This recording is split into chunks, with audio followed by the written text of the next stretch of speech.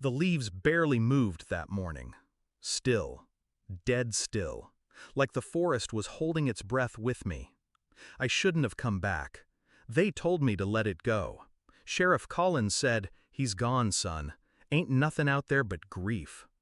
My wife didn't even look back when she left. Blamed me. Said if I'd watched him instead of fixing the damn shed, our son would still be here. I don't blame her. Not anymore. I retraced the old path, boots sinking into the soaked moss. Same trees, same silence. Then I saw it. A toy truck. His. Sun-faded blue. Half buried in the dirt, just beside the base of an old pine. I reached down, slow, like I was afraid it might vanish if I moved too fast. Fingers brushed against rusted plastic, then paper. A note, folded small, jammed inside the driver's seat.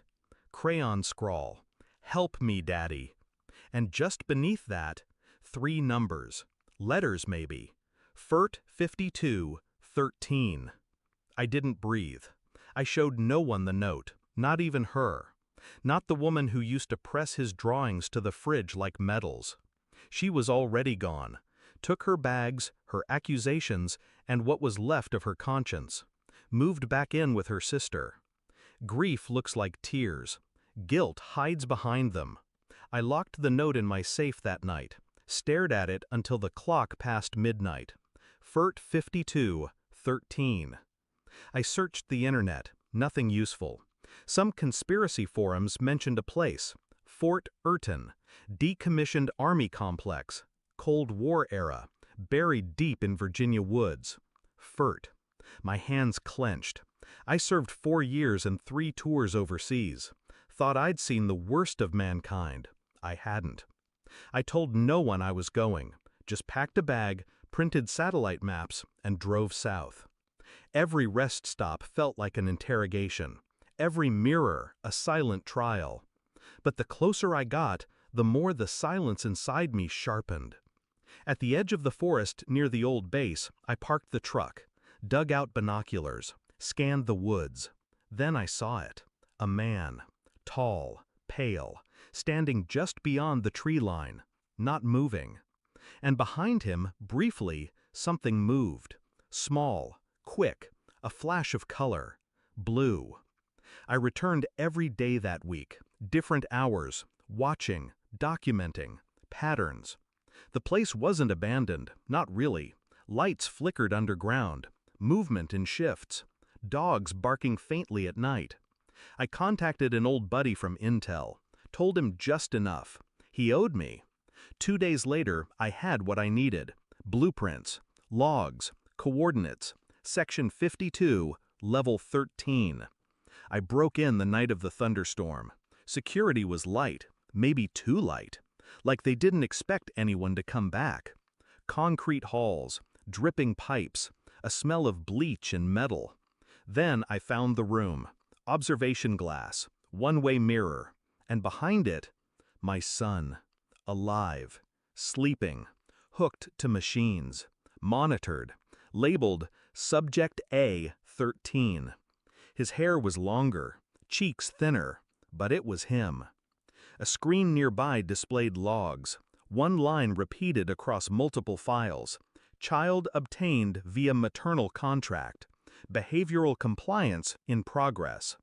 I didn't move, didn't scream. I just read, line by line, until the blood in my veins froze over. His mother's name was on the intake authorization, and a wire transfer to her account 5 days before he vanished. I didn't go to the police, didn't storm into her sister's house. That would have been mercy. Instead, I scheduled a visit with Child Protective Services, brought evidence, paper trails, dates, DNA matches, signatures. Then I visited her. She looked surprised, maybe even relieved. "You found peace?" she asked, soft. I handed her a manila envelope. She opened it, read, and kept reading, until her face drained of color. Where did you get this?"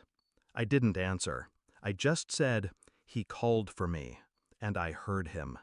Then I turned and walked out. Let her sit in the rot of her own paperwork, her betrayal documented, her signature the weapon. She knew what came next. She wouldn't see him again. My son sleeps in the next room now, safe. He doesn't talk much, but he draws. Yesterday he gave me a picture. It was the toy truck, and beneath it, 2 figures holding hands. One tall, one small. No mother, no words. Just silence. And sometimes, silence tells the truth better than screams ever could.